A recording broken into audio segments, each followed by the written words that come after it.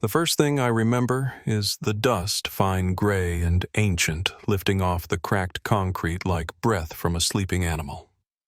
We were 2 steps into a decommissioned fallout shelter on the far side of a timber lot, beams cutting through the stale air when my light found it. A weathered badge, face down in grit, the lettering softened by time but still stubborn enough to read. Next to it lay a curled photograph that shouldn't have existed. The edges browned the image of a little boy at a kitchen counter, a crooked cake, and a paper hat. I didn't say a word. I just set my hand on my holster, as if that gesture could anchor me to the present, and watched 31 years of quiet come apart in a single breath. Tell me where you're listening from, and tap subscribe if you think every buried truth deserves daylight. Most stories like this start with sirens and floodlights. Mine begins with coffee that tasted like pennies and the sleepy clatter of keys hitting a metal desk long before the road took what it took. In the fall of 1993, Tammock County settled into the kind of damp chill only the coast can make. We measure that season not by dates, but by the way the fog moves low and slow, catching on fair branches and wooden fence rails, turning every porch light into a soft halo. The mill stacks along the river hummed, fishermen knocked mud from their boots on tailgates, and you could walk Main Street after 9 p.m. and still hear your own thoughts. I lived 3 miles west of town in a 1-story rental where the heater kicked like an old mule, and the back steps swelled with rain until they sang under your weight. My nights were divided between paperwork I didn't want and patrol calls I would have gladly taken at twice the pay. The sheriff's office sat in a square building that looked like a retired school cinder block bones, linoleum floors, bulletin boards gone bald where flyers had been pinned and pulled for years. We had 3 holding cells, 2 interview rooms, a break room the size of a laundry closet, and a roll-up bay where cruisers nosed in wet and steaming when the weather turned. I kept a spare pair of socks in my locker and a box of instant oatmeal in my desk because there's a particular kind of cold that finds your ankles and never lets go. Mark Teller kept his locker 2 down from mine. He wasn't tall, but he carried himself like a post set deep in concrete, sure grounded. He had a laugh that skated under his breath more than it ever came out a sound you had to be standing close to hear. Off-duty, he wore the same brown canvas jacket, winter to spring to summer, again mended at the elbow with his wife's careful stitches. He and Aaron rented a small ranch on the east side a half-mile from the elementary school. Their boy Ben loved fire trucks and would sprint for the driveway whenever one passed, even if he was barefoot and the porch was slick with rain. I know because I'd seen it more than once. They asked me to be his godmother the day he was born. I said yes before they got the whole sentence out. Aaron Detective Teller was the sharpest reader of people I've ever met. She didn't need your history to understand your posture. She'd let a suspect talk himself in circles until he got dizzy enough to tell the truth, then hand him a cup of water and a tissue before he knew he needed both. In the mornings, she'd set her mug on my desk without looking, and I'd slide the sugar across without a word. She preferred 2 packets and a slow stir, the spoon tapping the ceramic twice at the end like a metronome. That was the rhythm of our days, the patrol cars coming and going, the scanner chatter ebbing and building, the paper stack rising and thinning and rising again. Tammock felt safe then, not because nothing bad happened, but because when it did, we recognized its face: bar fights, a truck gone sideways on a logging road, a missing dog that turned out to be a back porch nap in a neighbor's good graces.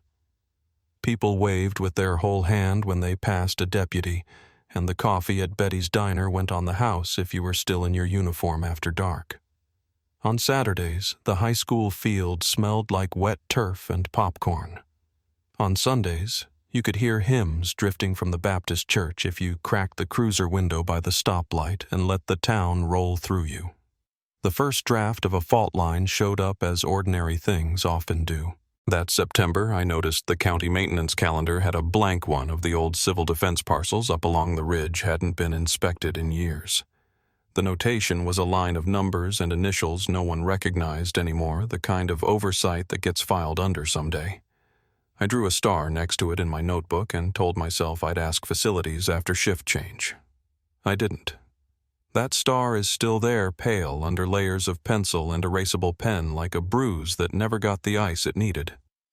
On the day the leaves finally turned the maples going bronze along the river, I stopped by the teller's place after work to drop off a fundraiser packet from the union. It was just past 6:00 p.m., 55 degree F, and falling the air smelling like wood smoke and wet pine. Ben was playing on the living room rug with a plastic ladder, working it up the spine of a stuffed elephant with surgical focus. Aaron called from the kitchen, told me to come in and mind the muddy boots. Mark was at the stove with a dish towel over his shoulder, sauté pan popping like a small crowd. He teased me for showing up without warning and still managed to put an extra plate on the table before I could protest. We ate skillet chicken and green beans, drank tap water because the grocery budget was tight that week, and traded complaints about paperwork like they were baseball cards, worth something. After dinner, Erin set a stack of case files on the end table and sat with her legs tucked under, balancing a notepad on her knee. She drew a tiny map while she talked street names, alleyways, arrows that made sense only to her. Mark cleared plates and kept glancing at the clock over the sink, calculating the gap between bedtime and their late patrol. They worked those nights together when the schedule allowed 1 cruiser, 2 radios, twice the eyes. I stood to leave, and Erin caught me at the door, pressed a Tupperware into my hand, and told me not to pretend I'd cook. She grinned when I rolled my eyes, then reached behind me to switch on the porch light. It threw a warm circle against the damp porch boards. That small act felt like every good habit we take for granted: be visible. Be careful. Be kind. On the drive home, the fog came in low off the river, thinning the world to 10 car lengths and your own pulse. I set the wipers to a lazy rhythm and listened to dispatcher Carol Ruiz call out traffic stops and welfare checks in a voice that could soothe a hornet's nest. The radio was our church bell distance measured in miles and minutes. When we didn't hear it, the quiet grew teeth. The month carried us forward in ordinary ways. I fielded a trespass complaint that turned out to be a teenager taking prom photos in a barn, scribbled a report about a fender bender near the bait shop, and wrestled a copier so old the repair tech left a note that said, "Pray." Mark stopped by the office one afternoon between calls and swapped out a cracked flashlight mount, insisted on doing the screws himself, because once you strip one, you'll never forgive yourself. Erin borrowed my stapler and never returned it. I told her she'd have to answer for that in front of a judge. The kind of teasing that sets grooves in a life. If there were warnings, they arrived small enough to overlook. A call that should have landed at our desk, routed to the next county. Something about a stranded vehicle northeast of the tree farm, then bounced back an hour later with a shrug, because jurisdiction lines make people lazy when weather moves in. I wrote the details on a sticky note and pressed it to the corner of my phone, then moved it to my notebook when the condensation from my coffee cup loosened the glue. The note dissolved somewhere under 10 other to-dos. I can still feel the paper softening under my thumb. On the 3rd Friday in October, the fog was no longer a guest. It was a resident. By sunset, the temperature had fallen to the low 40s, and the wind off the coast made the Douglas firs hiss like a crowd shushing itself. I threw my spare jacket in the cruiser and ran a few errands, checked a storefront after an alarm pinged from a loose door latch, backed up a state trooper on a stop south of the bridge, drove past the ball field where the lights glowed through the damp like a ship at anchor. I parked under the sheriff's bay to finish a summary and caught my reflection in the window. Tired, damp hair pulled tight. Eyes that had learned to translate static into patterns. A career is just habits repeated until they look like instinct. Around 9:30 p.m., I stepped into dispatch with a cup of coffee for Carol. She kept the county breathing when everyone else was in bed. Her desk was a little command center, maps, color-coded index cards, a jar of butterscotch candies for deputies who looked like they hadn't eaten. She wore a sweater the color of oatmeal and kept her headset offset from her ear so she could hear the room. The glow from her monitors made a low-lit aquarium out of the walls. "You got the East Side couple tonight?" she asked, tapping a pencil against the blotter. "Yeah," I said. "They're sharing a unit. 2 rings on 1 finger." Carol smiled. "They're good together out there."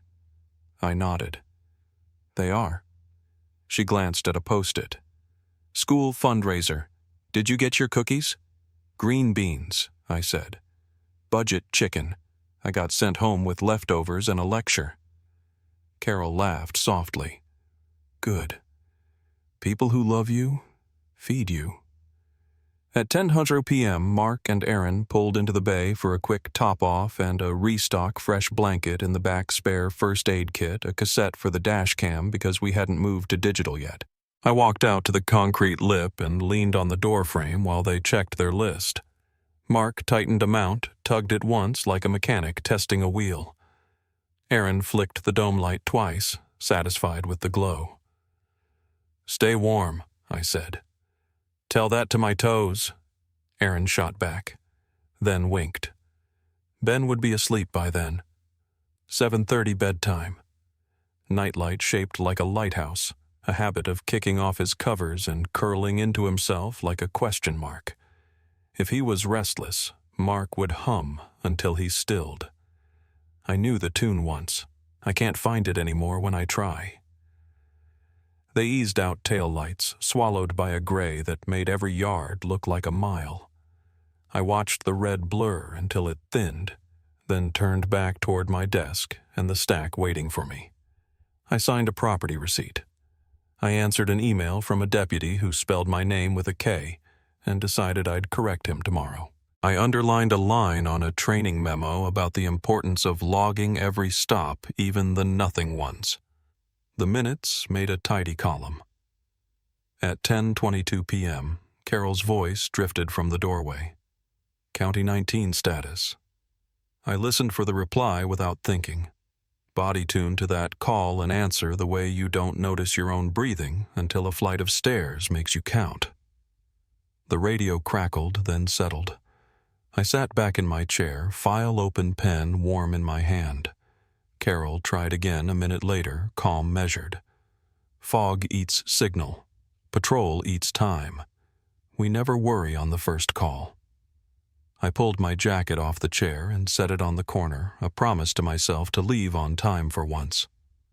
Friday had a way of rolling into Saturday when the page pile got stubborn. My desk light made a small circle on the paperwork. Beyond it, the office lowered itself to a hush so complete I could hear the bay door sigh when the wind shifted. At 10:36 p.m., dispatch said the unit number again warmer this time, like stepping closer to a whisper. "You want to be sure you heard right." I took a sip of coffee that had gone cold without telling me. Somewhere east of town, past the river bends, and the stand of alder that always turns first, a porch light burned over a small front stoop. The beam didn't reach the sidewalk. It was enough for a key in a lock, enough to welcome a tired pair of boots, enough to say, "We're home when the night runs long." By 10:40 p.m., the light was still on. By 10:41, the radio was still quiet. And by 10:42, I found myself standing in the bay doorway again, jacket on, staring into a fog so thick the street beyond the lot might as well have been a chalk line. I told myself I was stretching my legs. I told myself I liked the cold.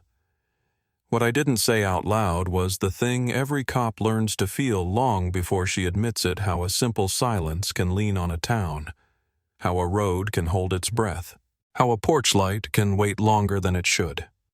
The fog never really lifted that night. It just shifted like a living thing, curling and thinning wherever the cruiser lights touched it.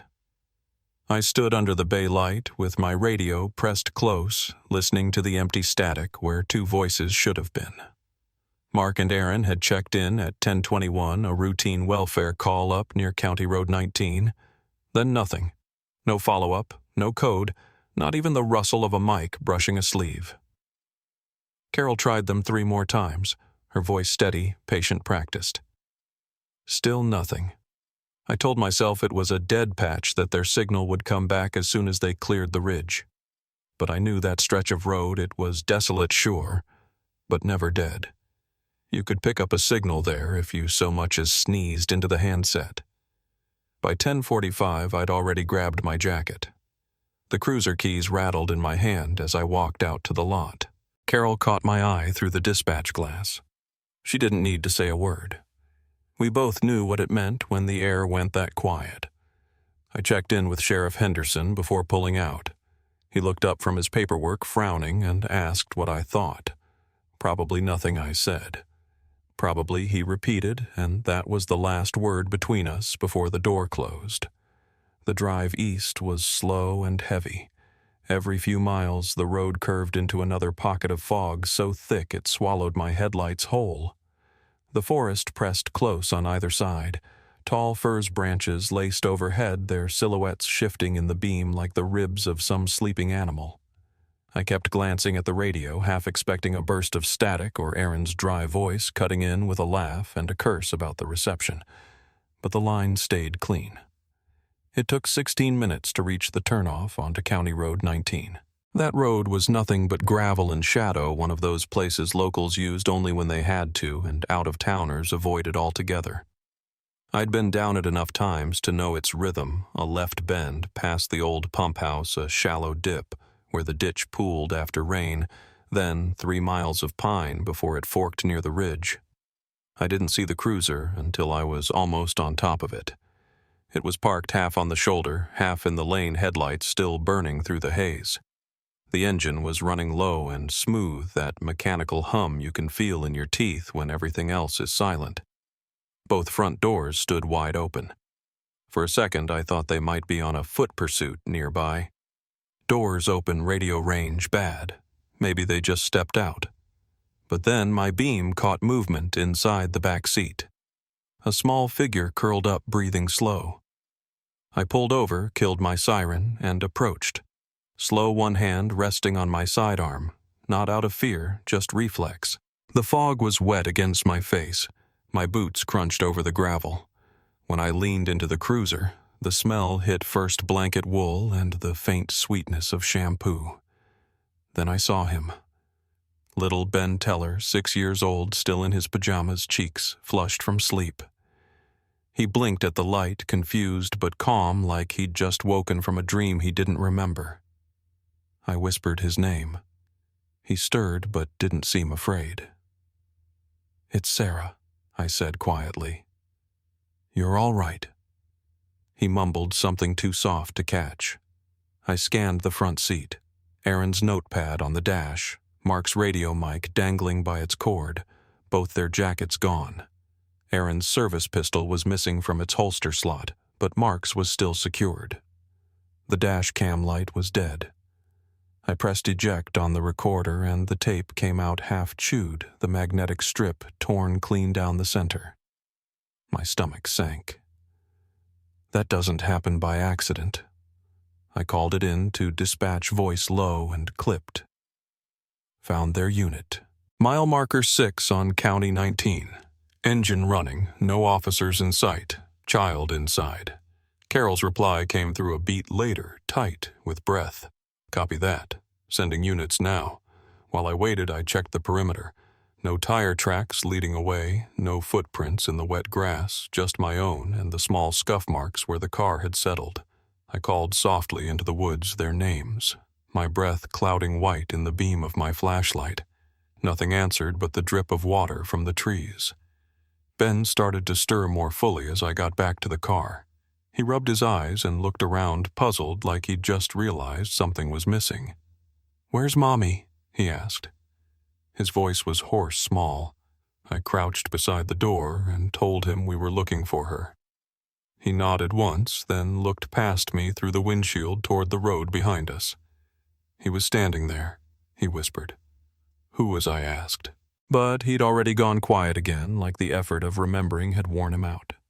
The first backup unit arrived 12 minutes later, red and blue lights rolling slow through the fog. Sheriff Henderson climbed out, coat collar up, breath clouding. He didn't say anything right away, just looked at the open doors. The empty front seats, the boy. Then softly, what the hell were they chasing? We searched until dawn. Every patch of ditch and brush, every old service road that snaked off the main trail. By morning, the cruiser sat cordoned off in yellow tape, the fog thinning to gray daylight. Ben was at the hospital by then, checked for shock, a few scratches on his bare feet, but otherwise fine. I rode back to town with Henderson. Neither of us spoke until we hit the bridge over the river. He finally said, "They didn't run." I nodded. "No," I said. "They didn't." In the days that followed, we turned that road inside out. Search dogs, grid lines, volunteers. We canvassed old logging cabins, hiked the creek beds, drained the small pond near the ridge. Nothing. It was as if they'd stepped out of their own lives and dissolved into the fog. The community tried to make sense of it. Tomoke's a small county. You lose one of your own, everyone feels it, and we'd lost two. Church bells rang that Sunday. The pastor spoke of faith being tested. At the diner, nobody touched their coffee refills. Folks stopped leaving their porch lights off at night. For months, that glow shimmered all over town like a quiet vigil. The investigation moved in circles. Theories bloomed and withered. There were whispers about fugitives hiding in the forest, about an ambush gone wrong, about the couple stumbling onto something they shouldn't have. None of it stuck. The state police pulled in, the FBI consulted, but each trail ended the same mud, fog, and silence. Ben was too young to give us much. The doctors said trauma can bury memory to keep a child safe. The one thing he repeated was that he'd heard his father say, "Don't move. We'll be right back." And then nothing but sleep. We studied that phrase like it was evidence itself. Months slipped into years. The case turned from active to cold, from cold to legend. New deputies came through who only knew their names from the plaque on the wall. I stayed on, worked other cases, grew into the rank that used to feel out of reach. But that night never left me. Sometimes when the fog rolls in just right, I still see the cruiser doors open, lights cutting through the gray like a heartbeat that won't quit. 3 decades later, I had almost learned to live with the not knowing. Then the call came in. A land survey crew out on private property had broken through what they thought was a sinkhole. Underneath, they'd found a sealed structure, concrete steel hatch, old as the Cold War. The voice on the line said they'd found something inside. "Looks official," he said, "like law enforcement. Maybe a badge." By the time I reached the site, the sky had gone that pale blue that comes before storm rain. The crew stood huddled near the crater boots, caked in mud, faces pale. The air that came out of that opening was stale and metallic, the kind that carries a story you can taste. I descended halfway, flashlight cutting across dust and rusted shelving until the beam caught something small and glinting beneath a floor drain, a sheriff's badge dulled by years of earth, the numbers barely legible, but clear enough to know. I turned it over carefully, the back still rough where the clasp had snapped. On the rim, a faint ridge where a fingerprint might have settled, once preserved by grime. Right beside it lay a Polaroid, edges curled, colors half faded. It showed a kitchen I knew, the Teller home wallpaper yellow with green flowers, and a boy with a party hat caught mid-blink. I felt my pulse climb into my throat. That photo had never been entered into evidence. It wasn't in our files or the family albums collected back in '93. It was new, or at least it had survived somewhere no one should have had access to.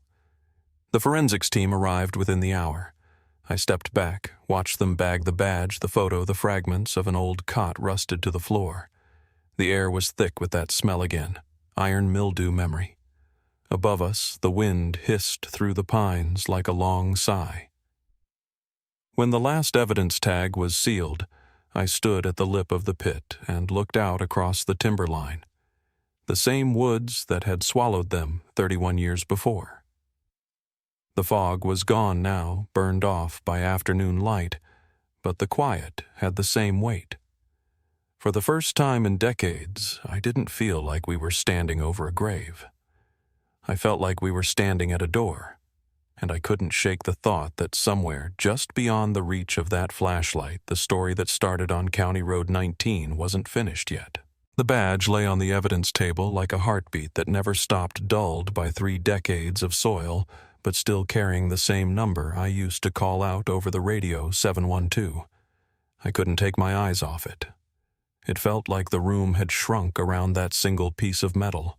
We'd bagged it, tagged it, done everything by the book, but in my gut, I already knew whose hands had once worn it. I remember leaning back, letting the hum of the fluorescent light fill the silence, and realizing that all the years of not knowing hadn't really dulled anything, they'd just hardened it. You can move on from a loss, but not from a question. By the next morning, the county was a hive of motion. Forensics came in from Portland, cold case analysts, even a bureau liaison. The shelter was sealed under a portable tent, the air pumped out to keep the dust stable. I stood near the ridge with my coffee, watching the fog try to crawl back in. Everything about that site felt wrong. Wrong in age, wrong in purpose. Like the land had been hiding a secret it couldn't hold any longer. When the team pried open the drain grate where the badge was found, they uncovered a small Polaroid photograph, curled and water-stained. It showed a boy in a paper hat standing in a kitchen with wallpaper I remembered yellow with faded flowers. On the counter sat a lopsided cake. It took me a full breath to realize I'd seen that photo before. It was part of the teller file, or it should have been, but it wasn't. There had never been any prints from that day, just a note in the record about a missing roll of film from their camera. Ben Teller arrived that afternoon. I hadn't seen him since the memorial service in '94. He was taller now, broad-shouldered, with that same quiet posture his father used to carry. His voice, when he introduced himself, was soft, almost academic, the kind of tone that hides the weight of what it's carrying. "They said you called," he told me. I nodded, motioning toward the tent. "There's something you'll want to see." Inside, the light from the portable lamps made the air shimmer with dust. I showed him the badge first, sealed in plastic. He reached for it without thinking, then caught himself, his hand hovering an inch above the bag. "My father never took that off," he said, and his voice cracked on the last word. Then I handed him the photo. The reaction was slower recognition first, then confusion. "That's me," he said, "but I've never seen this picture before." His fingers trembled against the plastic, tracing the blurred edge of the image like he could read something in it. "That cake," he murmured, "it was my 6th birthday. He baked it outside, said the oven was acting up. I thought it was funny." He paused, eyes narrowing. "But this picture, it shouldn't exist." There are moments in an investigation when the air changes, when every sound around you seems to fade because you both know what's coming next will rewrite what you thought was true. That was one of them. The forensics tech behind me cleared his throat. "Lieutenant," he said, "we found something else." He handed me a second evidence bag. Inside it was a small, cloth-bound notebook. The green fabric was faded to gray, the spine striped with dust, and on the front cover, pressed in block letters, the name A. Teller. Ben saw it before I said a word. "That's my mother's," he whispered. "She used to keep it on the kitchen counter. Grocery lists, work notes, everything." I felt his eyes on me when I spoke. It was buried under the flooring in the northwest corner of the shelter. The pages are delicate, but a few entries are readable. I hesitated, then added, "One of them is dated 2007. He went still. "That's 14 years after they disappeared." I nodded. The only sound between us was the tent fabric rippling in the wind. That night I couldn't sleep. The copy of the notebook sat on my desk, pages scanned and printed for evidence control. The ink bled in places, but you could still see her handwriting, the same sharp, slanted script she used on case files. The first page was ordinary lists, sketches, small reminders. But the further it went, the more the tone shifted. The words pressed harder, faster, the letters uneven. One line stayed with me. Day 143. He won't let me see Mark, but he lets the boy visit now. Says we're safer down here than out there. The boy. That word alone kept me up. She had written the boy, not our boy, not Ben. Whoever she was writing about it wasn't her son. The next morning, Ben showed up at the station before I'd even unlocked my office. He was pale, restless. "You found a way into that shelter yet?" he asked. I told him the team was still shoring up the lower chamber before entry, but we'd secured the site. "I need to see it," he said. "Just the outside." Against policy, I agreed. Some instincts aren't procedural. They're human. We drove out before noon. The hillside had been cleared of heavy equipment, leaving behind the quiet scars of work, the churned earth, the flagged markers, the smell of wet metal. Ben walked ahead of me, his boots sinking into the soft ground. He stopped at the ridge, looking down at the opening. "It feels smaller than I imagined," he said. "But it's been here all along." I stood beside him. "There are a lot of things that have been here all along," I said, and we both watched the trees for a moment like we expected them to answer. He asked if I'd mind a quick detour before heading back. "There's something I need to see," he said. I followed his lead down a dirt path that cut through the pines, narrow and nearly hidden. After about 200 yards, the trail opened into a small clearing. The remains of what looked like an old hunting blind leaned against a tree, half collapsed under the weight of moss and time. Ben knelt, pulling back a torn piece of tarp. Beneath it, the ground glinted faintly in the sunlight. He brushed away the needles and dirt until a metal canteen appeared dented but intact. When he turned it over, the initials MT were scratched into the bottom. He stared at it for a long time. "That's his," he said quietly. I took out my phone and called for a team marking the location. Ben didn't move until I put a hand on his shoulder and said, "We've got it from here." He nodded, eyes fixed on the canteen like it might start speaking. While the technicians worked, I looked around. The view from that spot faced directly toward the stretch of road where the cruiser had been found. Through a break in the trees, I could just make out the faint shimmer of the asphalt. Someone could have sat here night after night watching the road, watching that car, watching them. I thought about that for a long time. The canteen came back from forensics that evening. The age matched the period. The prints were too degraded to pull, but the dirt packed into its seams was rich with iron, the same kind that lined the soil around the shelter site. It meant someone had carried it between the two places. As the evidence piled up, so did the questions. Who had been living down there? Why were Aaron's belongings buried in a shelter that hadn't existed on any record? And what did 2007 mean? The soil analysis confirmed the upper layers were disturbed within the last 20 years. That meant whoever accessed that shelter had done so long after we'd stopped looking. I brought Ben back to the office to go over the findings. He sat across from me, hands clasped the lines in his face, catching the fluorescent light. "If she was alive that long," he said, "why didn't she come back? I didn't have an answer." He stood, pacing. "You think someone kept her there?" he asked. "I think someone wanted her there," I said. "And whoever that was, they knew the land, the access points, the history of those sites. We started digging into county records, land transfers, maintenance logs, anything tied to the old civil defense program. One name came up more than once, a contractor named Curtis Lyle. He'd worked for the county in the late 80s, retired suddenly in 93. No forwarding address, no next of kin.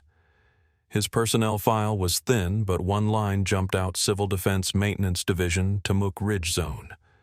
The same zone where we'd found the shelter. By the time the clock hit midnight, we were staring at a map riddled with red circles, old sites, decommissioned facilities, abandoned bunkers. "He had keys," I said. He had access.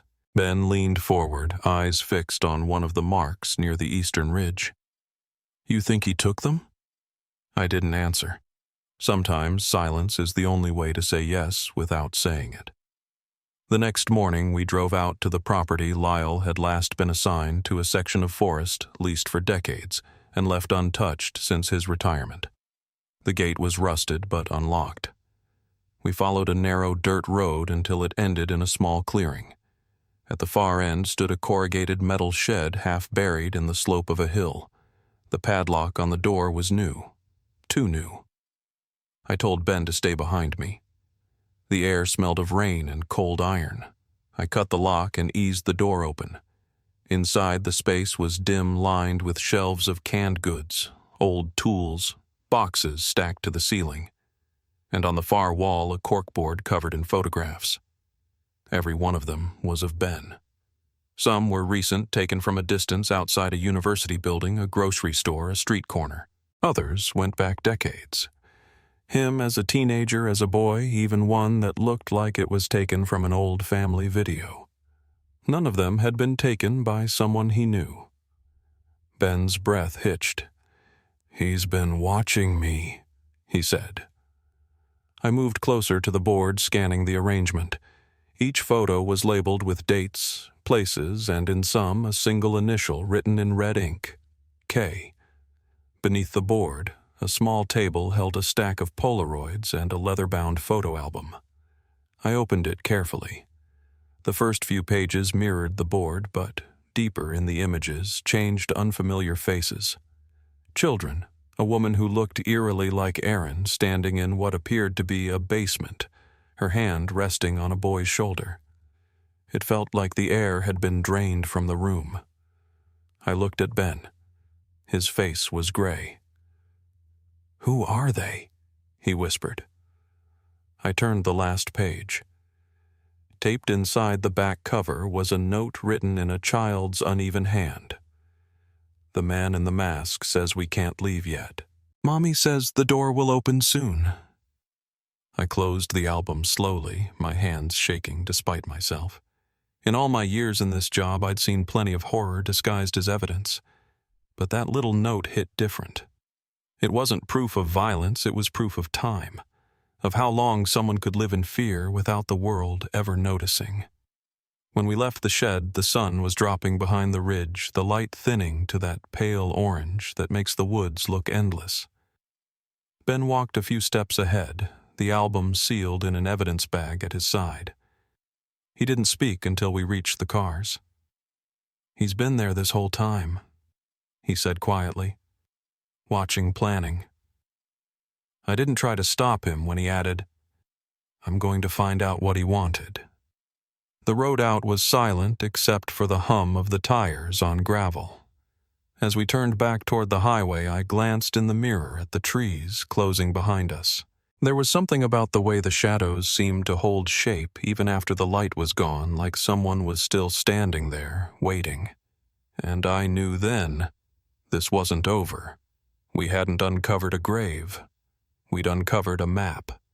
And whoever drew it was still out there somewhere in the same woods that had swallowed the tellers all those years ago. When I look back on that week, what I remember first isn't the evidence, or even the faces, it's the silence. It had a kind of texture to it, like the world had gone still to let something old rise back into focus. After we found the shed, the photographs, the album, I could feel the investigation stretching into something none of us were prepared for. It wasn't about a single disappearance anymore. It was about how far someone could go to rewrite a life and how long that lie could hold. The lab processed the album overnight. Every photo was printed on expired Polaroid film that stopped production in the early 2000s. The newer ones, Ben outside his apartment at the university at a coffee shop, were shot on modern equipment. That told us whoever had taken them was still alive, still watching. Fingerprint dusting came back clean, as if the pages had been handled through gloves or something even more deliberate. There was one partial print on the inside back cover of the album, but it was degraded beyond comparison. Still, it was something. We ran a cross-check on the K initial scribbled under a few of the photos. At first, it meant nothing, just a letter, but Ben recognized it right away. He told me about a man who used to visit the department when he was a kid, a facilities worker who helped his mother with archive rooms and old case storage. Garrett, he said after a long pause. Garrett something. Klein Kloss. We pulled every file we could from the county contractor logs. There it was. Garrett S. Civil Defense Contractor transferred from maintenance to logistics in late '92. His personnel file ended with a termination report marked left position voluntarily. No forwarding address, no tax filings after 1995. The paper trail just fell off a cliff. I stared at that file for a long time. Something about the timing stuck with me. He vanished the same year Mark and Aaron did. I asked records to dig up any overlap between his project sites and theirs. The overlap was direct the same ridge, the same area where the cruiser was found. It wasn't coincidence. Garrett had been working within walking distance of that road for months before they disappeared. 2 days later, a forensics tech called me into the evidence room. They'd been cataloging the items from the shed boxes of canned food tools, tarps, and a sealed metal trunk that required bolt cutters to open. Inside were reel-to-reel tapes, old ones each labeled by hand with a single date. The earliest read Oct 1993. The last one read Jan 2015. We sent them to audio analysis, but I couldn't wait for the report. I borrowed a small player from the archive and threaded one of the reels myself. The hiss filled the room, then a low hum, then a man's voice, calm, slow, recorded close to the mic. Day 2, he said. Subject pair compliant. The boy acclimates quickly. She resists less at night. Progress continues. The tape clicked off before I could breathe. I stopped it right there. The sound of that voice still lives somewhere in my chest. I took the tape out, labeled it, and set it aside. Some part of me didn't want to hear the rest, not yet. When I told Ben, he didn't speak for a long time. He just sat there, elbows on his knees, staring at the floor. "You think he kept them there?" he said, finally. I told him we didn't know how long, but the tape made one thing clear. Someone had them alive after the night they vanished. He called them subjects, Ben said quietly, like an experiment. I nodded. That's exactly how it sounds. The Bureau helped us map the civil defense shelters. Most had been filled, sealed, or flooded decades ago. But a few, especially the ones Garrett maintained, were unaccounted for. The idea of multiple sites chilled me more than I'd admit aloud. If he had one shelter hidden in plain sight, what stopped him from building others? We went back to the ridge this time with a search warrant covering a full 2-mile radius. The weather had turned cold again, the kind of damp that clings to your cuffs. We used ground-penetrating radar and drones to sweep for metal and voids. Near the 2nd-mile marker, one of the techs called out. The radar had picked up a faint cavity beneath the hillside less than 3 feet under the surface. When they dug it out, they found a reinforced hatch welded shut from the inside. The steel was dented outward like someone had tried to get out. We cut it open just after dusk. The smell that came out was a mix of soil mold and something chemical. The space inside was about 20 feet deep, rectangular, lined with concrete. There were 3 small rooms divided by sliding doors. The first held a cot, a rusted stove, and jars of canned peaches dated 2004. The second was filled with children's drawings taped along the wall. Stick figures, trees, suns, and a shape that might have been a house. Every picture had the same figure in it, a man with a square face and a line drawn across his mouth like it was stitched shut. The last room was empty except for a metal chair and a broken camera tripod. The forensic team was quiet. You could hear the drip of water somewhere overhead. One of the techs pointed to a phrase carved into the concrete wall by the door. The letters were rough, scraped in by hand. He says we're part of the new family. I took photographs, logged it all, but what stayed with me most wasn't what was there. It was what wasn't. There was no trace of Mark or Aaron, no sign of how it ended for them. but you could feel that place had held people. The air was heavy with that residue of living thin layers of skin cells, candle soot, and time. A few days later, one of the analysts brought in a photo recovered from the shed album that had been overlooked. It showed a woman sitting at a table underground, hair long and streaked with gray. Her expression was calm, almost gentle, but her eyes were too still. Ben looked at it and whispered, "That's her." I wanted to believe him, but the features were off, the proportions strange. We ran the photo through facial recognition software. It came back as a partial match, 82% consistency to Aaron Teller. Not a twin, not a perfect copy, but enough to suggest something unnerving. That same week, a woman came forward in a neighboring county. She'd been found disoriented, malnourished, wandering near an abandoned utility tunnel. She identified herself as Aaron Teller. Her age, her description, it all fit.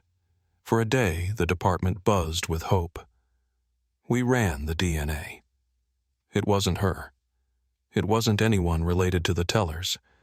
But she had the same scarring on her wrists we'd seen in the photographs, the same phrase "new family" tattooed faintly along her shoulder blade. She'd been kept somewhere long enough to forget who she was. I sat with her during the first interview. Her voice was thin, uncertain. When I asked who he was, she looked at the ceiling and said, "He wears other faces. Sometimes he's father, sometimes brother. He says I'm mother now." It was like talking to a ghost wearing the shape of someone you used to know. After she was moved to a psychiatric facility, we examined her belongings. In the pocket of her coat was a folded piece of paper, edges burned. On it, written in shaky pencil, were the words, "Tell Ben he's the one who got to leave." I didn't tell him right away. Some truths need to be timed right, not for the evidence, but for the person who has to carry them. When I finally did, he just nodded, almost like he'd already known. "I wasn't supposed to be there," he said. "Whoever I am now, he made that choice." That night, I went back through the shelter files again, searching for any reference to substitution or transfers. Buried in an old county invoice from 1992, I found a list labeled Youth Cohort, Group 11. 12 names, all coded with initials and ages between 5 and 7. 11 were marked retained. 1 EM was marked released. My chest went cold when I realized the dates aligned with the night of the disappearance. EM could have stood for anything. But the Teller boy's birth certificate read Elias Benjamin Teller. Ben wasn't his first name. It hit me then, Aaron had always called him Eli when she thought no one was listening. If that was true, then everything we thought we knew about that night was backward. The child in the cruiser wasn't Mark and Aaron's biological son. He was one of the 12. The real Ben, wherever he was, never made it out. I didn't sleep for 2 days after that. The notion of a life built on the ruins of someone else's identity sat heavy in me. I started to look at Ben differently, not as a victim's child, but as someone who'd been written into the wrong story. The last breakthrough came from the Bureau's audio team. They'd enhanced the later reels and found overlapping background sounds. Voices, sometimes faint sobbing, sometimes music. On the final tape recorded in 2015, the same man's voice spoke again, weaker, now breathless. "He's grown," he said. "The last one. He'll find his way home, but not to me. Not to them. That's the lesson." Then a pause followed by 3 words that froze me. "The cycle ends." We traced the location of that recording to an area 15 miles north of Tamuk Ridge, where another sealed shelter had collapsed years earlier after a mudslide. The forensic timeline suggested the man who recorded it, Garrett, or whatever name he'd used, had still been alive up until that point. By the time the team searched the site, it had already been stripped clean. Only a rusted microphone and a broken gas lantern were left behind. Standing there in the half-collapsed chamber, I remember running my hand along the wall and feeling the faint scratches where someone had marked tallies, hundreds of them etched in uneven lines. I counted 31 rows before the marks stopped abruptly, like whoever made them just decided they were done. Ben came out there one last time before we sealed it off. He stood at the entrance, hands in his pockets, the air moving his hair. He built a system, he said quietly, and I broke it. Then he turned and started back toward the trees, the wind pulling the sound of his steps into the distance. The case was far from over, but something about that moment told me the worst of the silence had passed. Still, as the light faded over the ridge, I caught myself looking back at the mouth of that tunnel. The darkness inside wasn't empty. It felt like it was holding its breath, waiting for us to leave so it could close the door again. And I had the uneasy feeling that whatever Garrett had started out here in the woods didn't end with him. It just learned to hide better. It's been 3 years since we sealed the last of the tunnels. Even now, when I drive that stretch of road after dark, I catch myself slowing near the ridge, not to look, not even to remember, but because the air there feels heavier, like the ground still holds its breath. Time doesn't erase what happened out there. It only teaches you how to live alongside it. After the final site was excavated, the Bureau handed us the last of the reports. They confirmed what we'd already suspected. Garrett S. had been dead for years before we found his recordings. The remains recovered from the collapsed shelter matched his DNA, along with fragments of equipment that proved he'd stayed active well into his 70s. No one ever learned how many others he took or how long his so-called family lasted before it turned on itself. There was no manifesto, no grand motive, just a pattern of control ritual disguised as protection isolation, mistaken for order. The files closed quietly. The state classified the case as resolved with deceased suspect, which sounds tidy enough for a line on a shelf. But for those of us who stood in those tunnels, breathed that air, it never felt resolved. We'd uncovered a system that fed on silence, and silence doesn't die with the man who started it. Ben stayed in Tamuk for nearly a year after the discovery. He helped with interviews, reviewed files, sat through hearings that led nowhere. I could see the strain wearing him thin, but he carried it with a kind of grace that didn't look like peace. It looked like endurance. One afternoon after a deposition, he told me he'd decided to leave. "I can't be the story anymore," he said. "I need to build something that isn't a reaction to what he did." He moved east, changed his name back to Elias, and last I heard he was teaching at a community college under a different surname. I keep a letter he sent me the following spring. It's just 2 paragraphs long. He wrote, "I still dream of that road, but in the dream it ends at water instead of trees. Sometimes that feels like enough." The woman we'd found, the one who believed she was Erin Teller, never fully recovered her identity. The doctors said her mind had been reconditioned over years of confinement layered with new names and commands until the original self had fractured. She lives now in a state facility under another name. When I visited her once, she was sitting by a window humming a tune that sounded like a lullaby. I asked if she remembered the woods. She smiled faintly and said, "Only the light." It came from below. I never went back. As for the official aftermath, it was mostly paperwork and procedure. The county reviewed all civil defense sites across the state, sealed what remained, and rewrote policies about private leases on federal land. There were meetings, press statements, and eventually the slow fade of public attention. The world moves on quicker than truth can. I learned that the hard way. Sheriff Henderson retired not long after the final report. He stopped by my office the day he cleared his desk. We did what we could, he told me. You can't save ghosts. I didn't have the heart to tell him I wasn't sure that's true. When I visit the old station now, the place feels smaller than I remember, like time's been peeling away the paint inch by inch. The younger deputies don't know the story the way we did. They've heard the name, sure, but only as part of training modules or annual briefings, the Teller case operational review.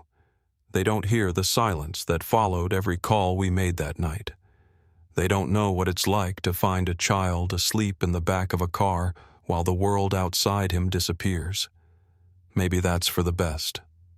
There are days when I wonder what Mark and Aaron would think of all this, of how far the search went, of the lives it pulled into its orbit. In my quieter moments, I like to believe they'd want it this way, not glorified, not turned into legend, just remembered honestly for what it was.